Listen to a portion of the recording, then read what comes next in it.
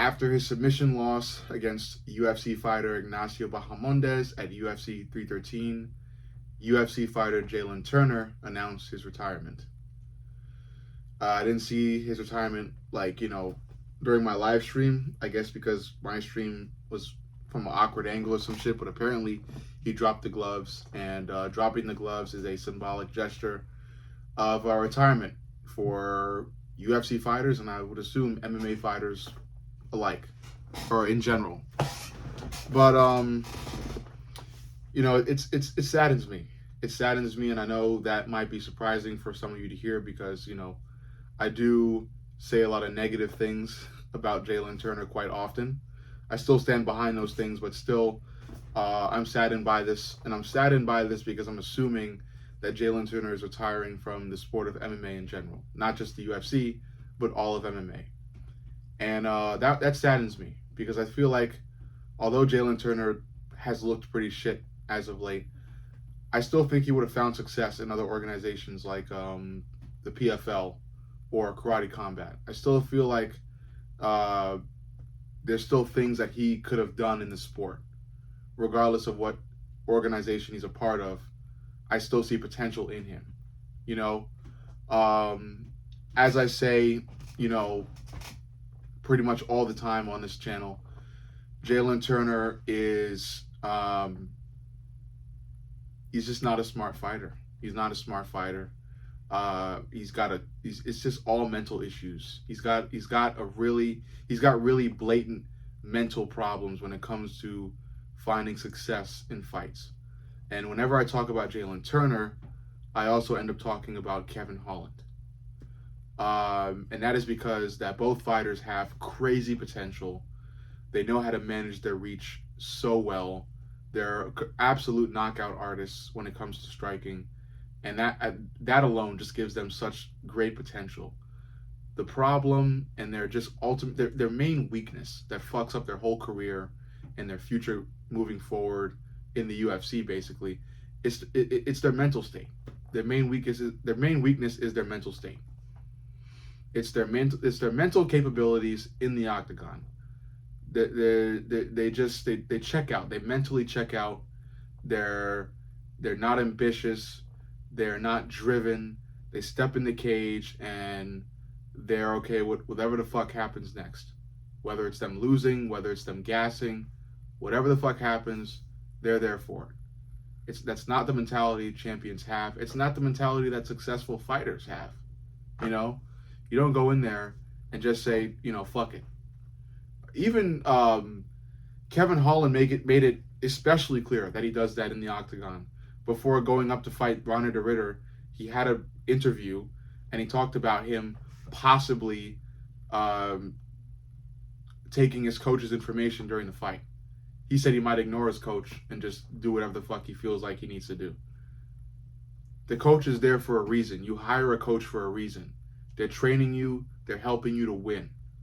They're helping you to win, okay? You hire them for a fucking reason. You have to listen to them, obviously. Unless it's some advice that's like totally out of left field, that doesn't make sense at all, that you should be listening to them. And Kevin Holland said it straight up to the MMA world that he's gonna think about listening to his coach for his fight against Ronnie de Ritter. And look where that got him. Now, I'm going to center back on Jalin Turner because this video is mainly about Jalin Turner and his retirement. Like I said, I feel like there's still a home for Jalin Turner at other organizations. So I would be saddened if this is Jalin Turner saying goodbye to the sport of MMA as a whole. But that being said, I do still feel like Jalin Turner officially has no place in the UFC anymore. He made the right decision leaving the UFC. I just think he's making the wrong decision if he's actually leaving the sport of MMA. But yeah, crazy potential. I knew Ignacio was gonna get that guy out of there before the fight ended.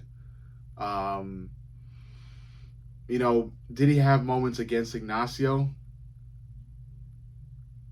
Yeah, I think it was pretty competitive on the feet up until Ignacio was able to maneuver into position for a submission. you know, Jalin Turner, like I said, it's the potential within Jalin Turner always shows. In every fight, the potential within him shows because he'll have big moments. His fight against Moicano, big moment, dropped him. His fight against Dan Hooker, clean head kick, cracked the skull of Dan Hooker. You know, he's won fights, obviously, but in the real fights that matter, I feel like the Dan Hooker fight mattered, and I definitely feel like the Moicano fight mattered because him beating Moicano would have threw Moicano off the impressive trajectory he has been on up until he fought Islam. You know, before he fought Islam, motherfucker was a beast. He handled Benoit Saint-Denis like an absolute animal. So none of that would have happened if Jalin Turner was actually able to follow up on him dropping Moicano. But overall, again, because Jalin Turner is retiring, I want to make this video as a final revisiting of the career and fighter that is Jalin Turner, or the career of and the fighter that is Jalin Turner. I think I worded that really fucking poorly, but still, it's all of what I basically said.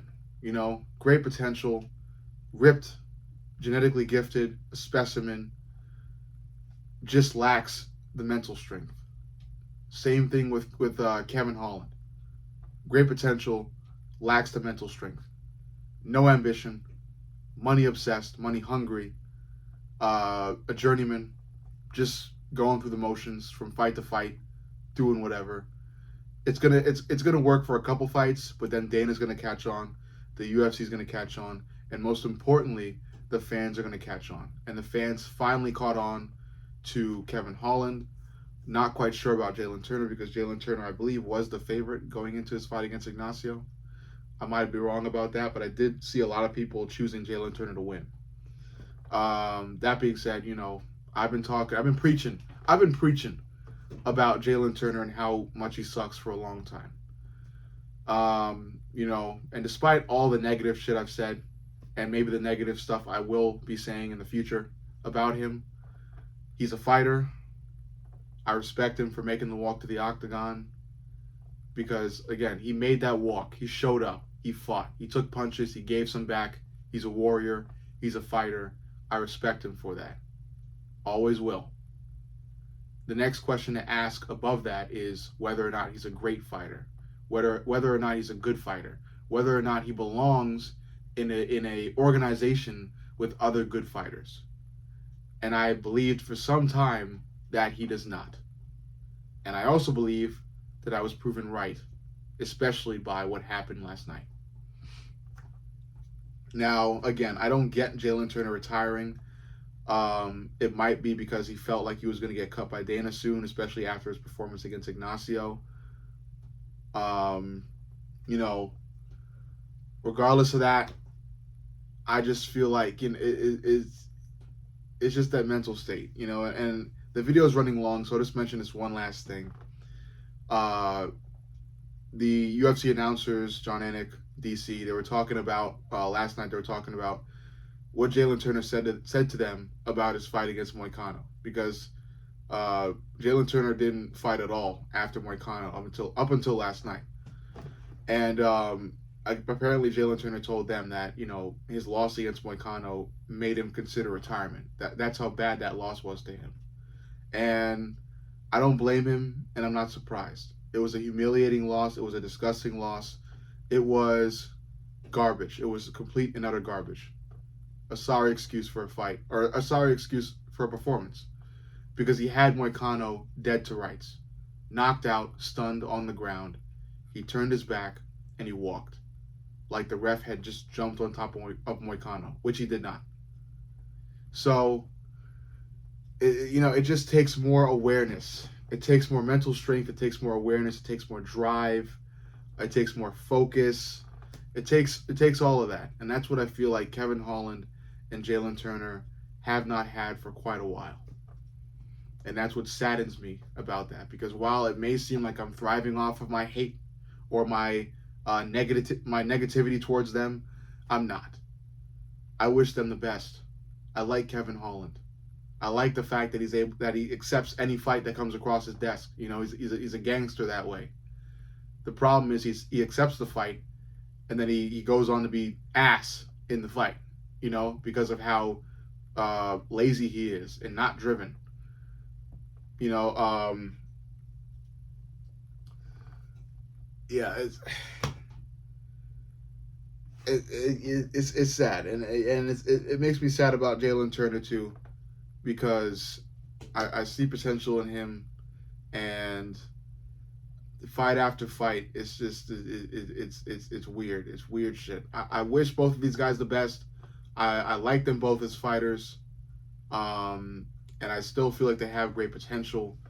It's just that mental.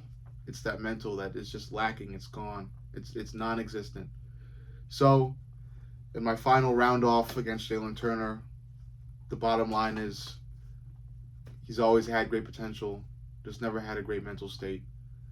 We'll always respect him as a fighter, and I'm expecting, you know, Kevin Holland to probably be kicked out of the UFC at some point. So at some point in the future, in the near future as well. But for Jalin Turner, still respect.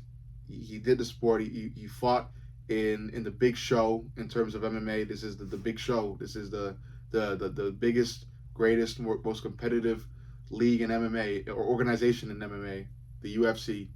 He showed up. He was a part of it. He fought. Yeah, he sucked. For the most crucial fights, he sucked. But still, he showed up. He's a warrior. He's a fighter. And he made his mark. He made his mark. But overall, let me know what you think. Make sure you like, comment, and subscribe. Also, turn the notifications on because YouTube likes to fuck with my viewership. So make sure you turn the notifications on so you know when the next video has been released. I love you guys, and I'll see you all in the next.